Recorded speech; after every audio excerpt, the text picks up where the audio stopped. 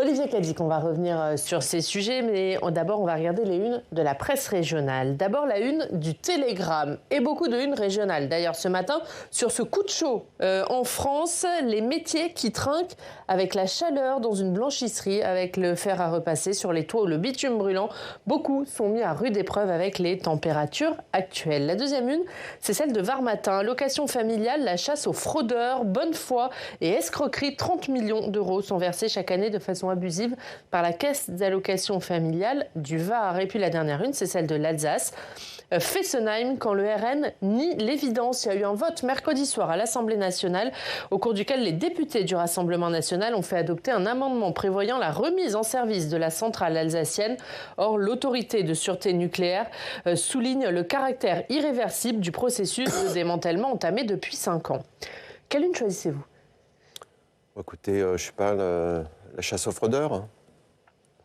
Qu'est-ce que vous avez envie de nous dire du convoi ? Il y a à la fois de la bonne foi, mais il y a aussi évidemment de l'escroquerie et des fraudes sur les caisses d'allocation familiale au moment où on doit trouver 40 milliards dans le budget. Ça fait partie des pistes pour vous qu'il faut explorer ?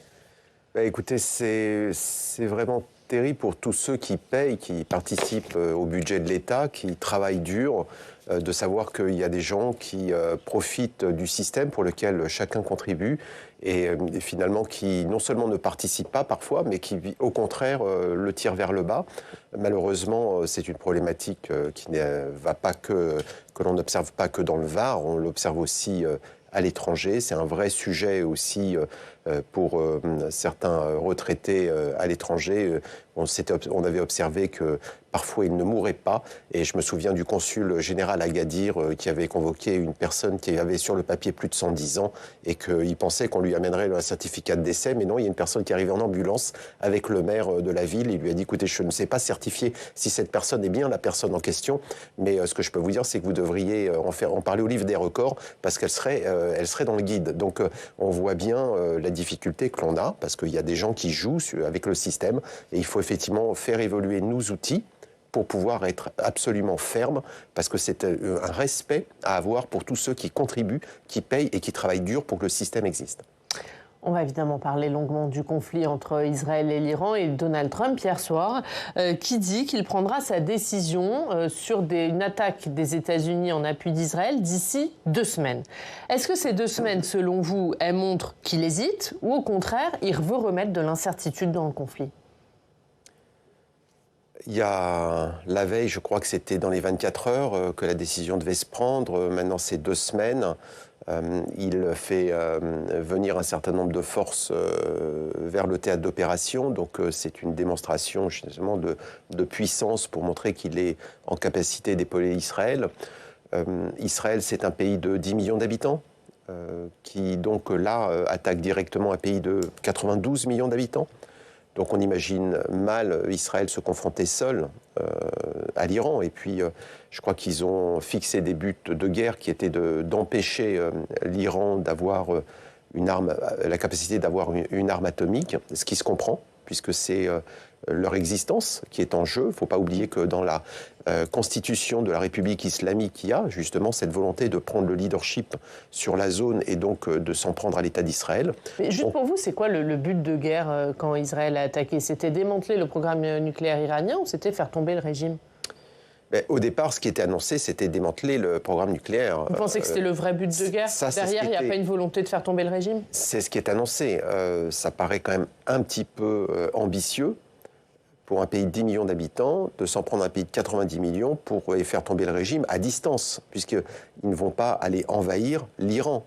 Donc ça paraît quand même un petit peu étonnant de renverser le régime. Gaza, 18 mois plus tard, quand Benjamin Netanyahou a engagé les forces israéliennes à Gaza, il avait promis d'éradiquer le Hamas. 18 mois plus tard, on parlait de 40 000 personnes à peu près maximum au Hamas. On est à peu près entre 12 000 et 15 000 personnes encore au Hamas, 18 mois plus tard. Et c'est Gaza, et ils ont les troupes au sol. Donc les buts de guerre doivent être précisés, puisqu'il faut qu'on comprenne jusqu'où ils veulent aller. C'est vrai qu'on peut comprendre qu'Israël fasse ce qu'ils font si effectivement l'Iran est tout proche d'avoir l'arme atomique. Et là-dessus, le gouvernement français est tout à fait clair. Ceci étant, si maintenant l'objectif c'est de renverser le pouvoir en Iran, ça paraît un peu ambitieux. Et l'Iran qui promet de riposter en cas d'attaque américaine, est-ce que vous craignez des attaques iraniennes contre des bases américaines dans les États du Golfe ? Action-réaction, ils ont certainement des plans prévus. Il faut voir que l'État iranien a des pratiques quand même d'État terroriste. Nous le vivons avec nos 2 otages qui sont maintenus depuis plus de 3 ans, je dirais, à l'isolement. Et donc auxquels on pense chaque jour. Ils ont pratiqué aussi, même chez nous, des attentats directs. Donc ils ont des tas d'outils, on le sait, ils ne renonceront à rien. Et donc il faut se préparer à toutes les éventualités. On est dans un schéma d'escalade. Vous dites la position de la France est assez claire. Au début des frappes, il y a une semaine, Emmanuel Macron, il disait soutenir Israël et il se disait prêt à les aider à se défendre. Hier, en tout cas ces derniers jours, il dit que finalement il faut une désescalade et qu'Israël ne doit frapper que des sites nucléaires. Vous la trouvez si claire que ça, la position de la France ? Elle a pour principe d'être constante. Et d'ailleurs, c'est de rappeler quels étaient les objectifs de guerre affichés par Israël, qui étaient donc, pour justifier ces frappes la semaine dernière, je rappelle, c'était parce que l'Iran était tout proche d'avoir l'arme atomique. Je rappelle aussi que le 18 juin, mercredi dernier, devait avoir lieu une grande conférence pour la reconnaissance des 2 États, à la fois avec le président de la République, mais aussi avec son Altesse le prince héritier Mohammed Ben Salman, pour justement qu'un certain nombre de pays qui ne reconnaissaient pas Israël reconnaissent Israël, et que d'autres qui ne reconnaissaient pas l'État de Palestine le fassent, avec l'exigence que le Hamas soit sorti de Gaza, et ainsi de suite. On va parler de la Palestine, mais sur la position de la France. Emmanuel Macron, il a promis une initiative. Aujourd'hui, à Genève, il y a une réunion des ministres des Affaires étrangères, français, allemands, britanniques, qui rencontrent leur homologue italien, avec la chef de la iranien, pardon, avec leur chef avec la chef de la diplomatie européenne. Qu'est-ce qui peut sortir de cette réunion à Genève ? Est-ce que vous pensez que les 3 ministres des Affaires étrangères vont convaincre les Iraniens de quelque chose ? Les Iraniens, aujourd'hui, ont beau jeu de dire qu'ils sont agressés. Alors qu'on sait très bien que leurs proxys qui ont agi, comme le Hamas le 7 octobre, ont agi avec le soutien de l'Iran. Donc aujourd'hui, la question, c'est effectivement pour l'Iran, quelles sont les possibilités de sortie ? Est-ce qu'ils ont envie effectivement de se mettre à négocier à partir du moment où, de toute façon, à chaque fois, c'est plutôt gagner du temps, c'est l'impression que l'on a avec l'Iran. On essaye de négocier depuis des années. Je vois encore le cas, je viens de le citer, pour nos 2 otages. On est obligé d'aller devant la Cour internationale de justice pour faire valoir leurs droits et exiger de l'Iran qu'il les libère. Quand je vois comment ça se passe pour nos 2 otages, je peux difficilement imaginer qu'effectivement, on ait de gros progrès avec ces discussions. Mais on est obligé de passer par là. Vous le disiez, la question de la reconnaissance par la France de l'État de Palestine reste entière, puisqu'il devait y avoir une réunion une réunion des Nations Unies, je vais y arriver, cette semaine, qui a donc été annulée. Et hier, Jean-Noël Barrot, le ministre des Affaires étrangères, a affirmé que la position de la France restait inchangée. La voix de la France est claire. C'est la paix et la sécurité pour tous. Et cette position repose sur un double refus. Le refus de voir Gaza occupé, la Cisjordanie colonisée, le Hamas continuer à détenir les otages dans les tunnels de Gaza et l'aide humanitaire bloquée à l'entrée de Gaza avec une population affamée. Et c'est pourquoi, même si nous avons dû la reporter pour des raisons logistiques et sécuritaires, nous restons déterminés à tenir la conférence des Nations Unies pour la solution à 2 États qui a engagé une dynamique désormais inarrêtable qui doit nous conduire dans un mouvement collectif à reconnaître l'État de Palestine. Voilà, vous avez entendu Jean-Noël Barrot. Est-ce qu'il faut que la France reconnaisse l'État de Palestine dans un futur très proche ? Il faut le faire comme le propose le président de la République et Jean-Noël Barrot. C'est effectivement cette solution à 2 États, c'est emmener ceux qui ne reconnaissaient pas l'État d'Israël à reconnaître l'État d'Israël. Ce qu'il faut, c'est la paix et la sécurité pour tous, comme le rappelle Jean-Noël Barrot, autant pour les Israéliens que pour les Palestiniens. Et c'est vrai que la dynamique était en route. Et on peut s'étonner. Il a eu raison de reporter la réunion ? Ou il n'aurait pas dû la reporter ? Il n'y avait pas vraiment le choix, parce qu'on voit bien qu'à partir du moment où vous avez des pays qui sont autour, qui devaient se mettre à reconnaître Israël, et qui au même moment voient Israël qui prend des positions et qui d'attaque sur l'Iran, il est logique et cohérent qu'on attende un petit peu. Mais le problème reste entier. La question, c'est quels sont les progrès. Et donc, on le voit, l'attente de chacun, c'est de faire évoluer cette situation. On voit bien que décennie après décennie, on n'arrive pas à avancer. Et donc là, il y a une solution. Et je suis passé dans les 6 États du Golfe au mois d'avril. Je suis passé au Liban. Et tout le monde attendait cette conférence comme la seule position sur la table aujourd'hui qui nous permettait d'avancer de façon constructive. Sinon, on ne voit pas quelle est la sortie avec ces mouvements, enfin, l'utilisation d'armes permanentes au quotidien. So what, quoi. Donc on a des morts de tous les côtés. Quelle est l'issue de tout ça? Donc c'est la seule solution aujourd'hui sur la table positive pour nous permettre d'avancer. Et quand même, quel progrès de voir des pays qui ne reconnaissaient pas Israël, qui étaient prêts le 18 juin à venir se mettre autour de la table dans une conférence, reconnaître Israël. Reconnaissons ça au moins à la diplomatie française. Olivier Cadic, on le disait, vous êtes sénateur des Français de l'étranger. Alors, quelle est la situation de nos compatriotes en Iran et en Israël? Hier, le ministre des Affaires étrangères, Jean-Noël Barrot, a fait un point et proposé des solutions. On va voir lesquelles avec Quentin Calmet.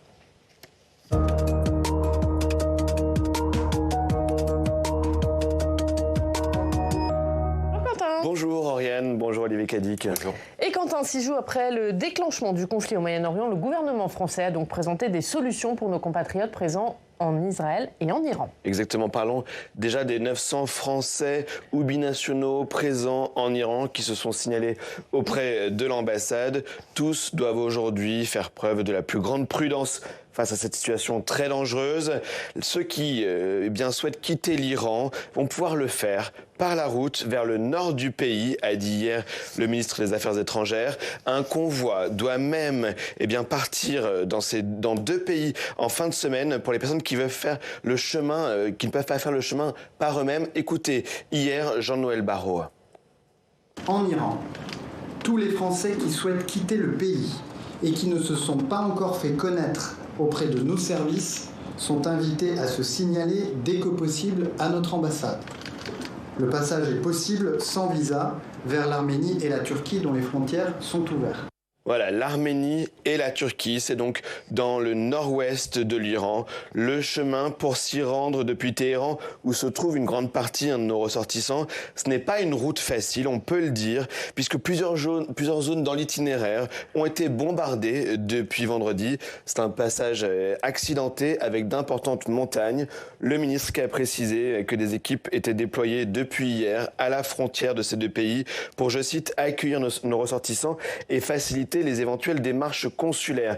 Alors Olivier Cadic, qu'est-ce que vous pensez de ces annonces? Est-ce que c'est réaliste de voir nos ressortissants faire ce chemin par la route en voiture, tel que je l'évoquais? À partir du moment où ils veulent sortir d'Iran, il n'y a pas d'autre choix que de faire ainsi. On ne peut pas affréter un avion, c'est pas possible. Donc c'est une solution qui est proposée à nos compatriotes. Bon nombre d'entre eux, vous l'avez rappelé, sont binationaux. Et n'oubliez pas que quand on est binational, on est 100% français et on est 100% l'autre pays. Donc ils sont 100% iraniens. Donc ça veut quand même dire pour le gouvernement français de faire transiter pour les Iraniens, des Iraniens, vers la frontière. Donc là aussi, ça ne va pas être simple. Et quand je vois les difficultés que nous avons eues avec le lycée français, donc avec justement les Iraniens qui empêchent les binationaux maintenant d'accéder au lycée français, on peut imaginer les difficultés que nous avons sur le terrain. Donc c'est une chose, c'est une solution qui est proposée. Et effectivement, l'État prend une responsabilité. Et là encore, Jean-Noël Barrot est constant, parce que quand il s'est adressé aux ambassadeurs, la première chose dont il a parlé, c'était pas de diplomatie, c'était des Français à l'étranger. Il a toujours mis leur sécurité en priorité, et c'est exactement ce qu'il est en train de faire aujourd'hui sur le terrain. Est-ce que vous savez exactement quel est le profil de ces 900 Français ou binationaux qui sont toujours en Iran? Est-ce que on a un petit peu une cartographie de qui ils sont? Non, mais encore une fois, on ne connaît pas le détail, et puis je pense qu'il ne faut... c'est pas ici qu'il faut aller révéler.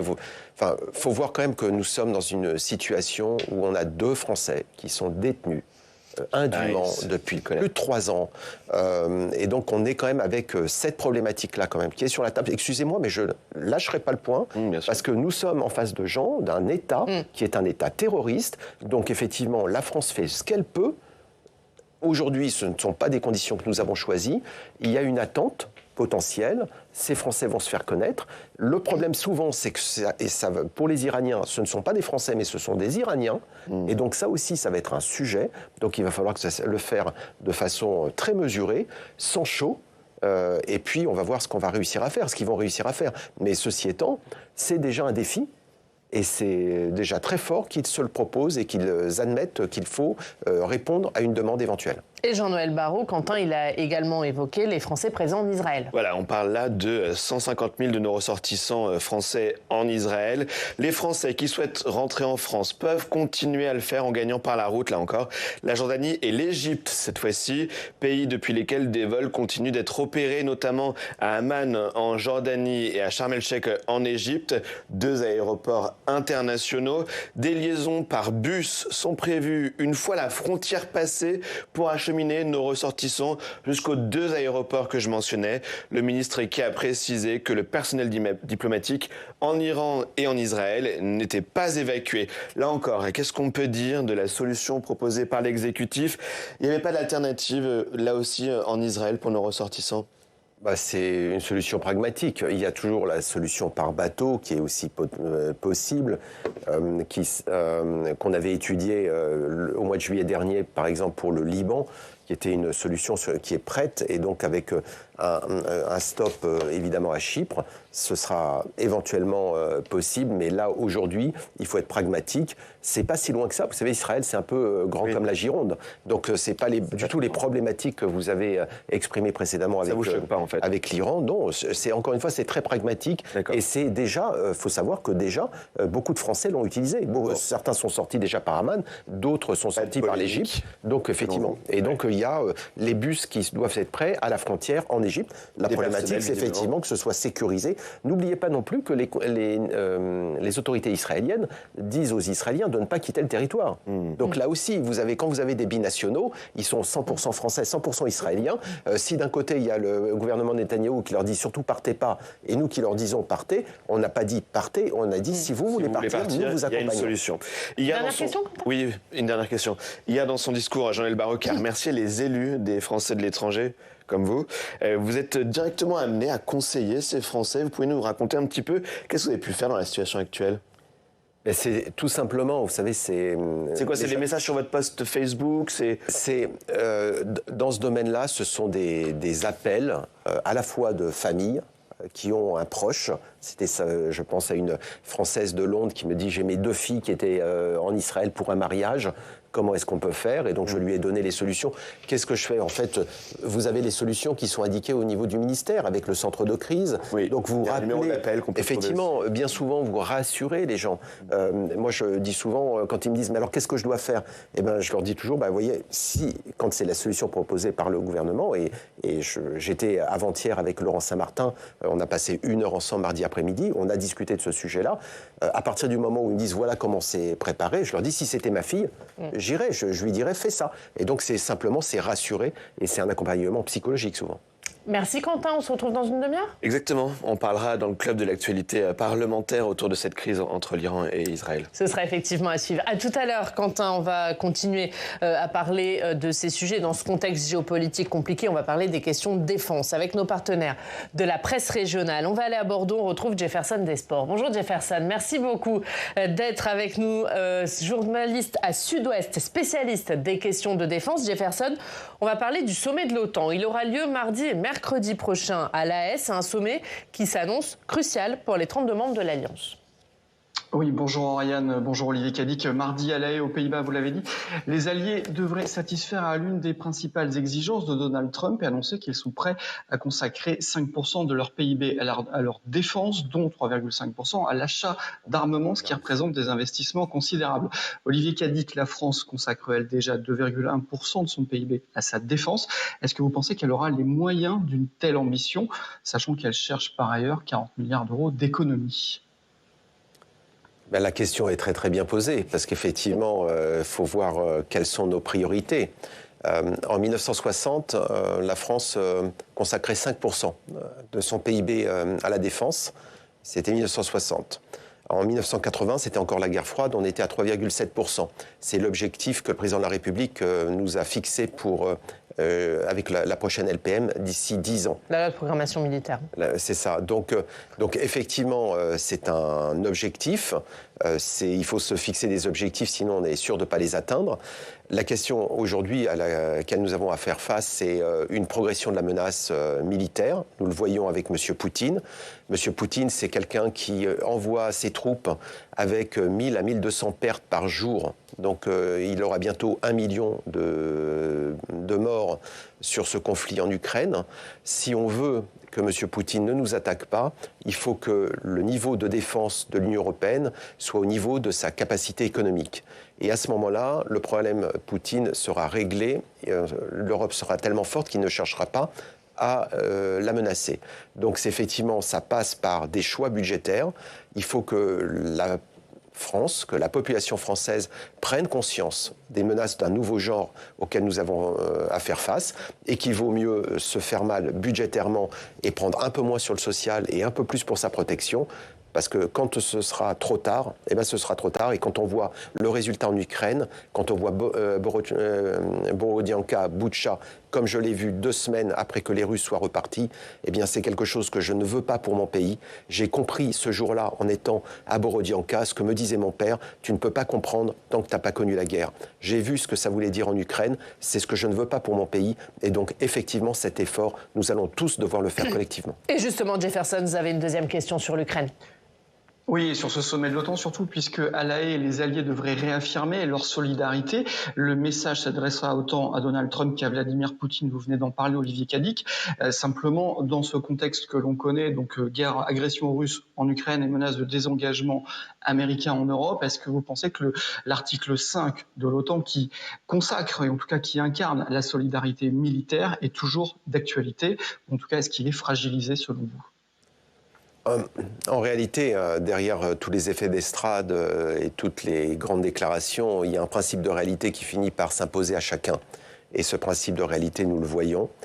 Nous voyons que tant l'Europe que les États-Unis ou l'Amérique du Nord ont un destin, je dirais, qui s'est développé de façon collective et commune, qu'aujourd'hui nous avons tous besoin les uns des autres et que je sais bien que le président Trump devait régler le problème en Ukraine en 24 heures. Visiblement, ça n'est pas le cas. Donc aujourd'hui, la question, c'est que nous avons un destin lié. Chacun devra prendre... Est-ce que l'Ukraine a raison de craindre que le conflit entre Israël et l'Iran ne la relègue au second plan ?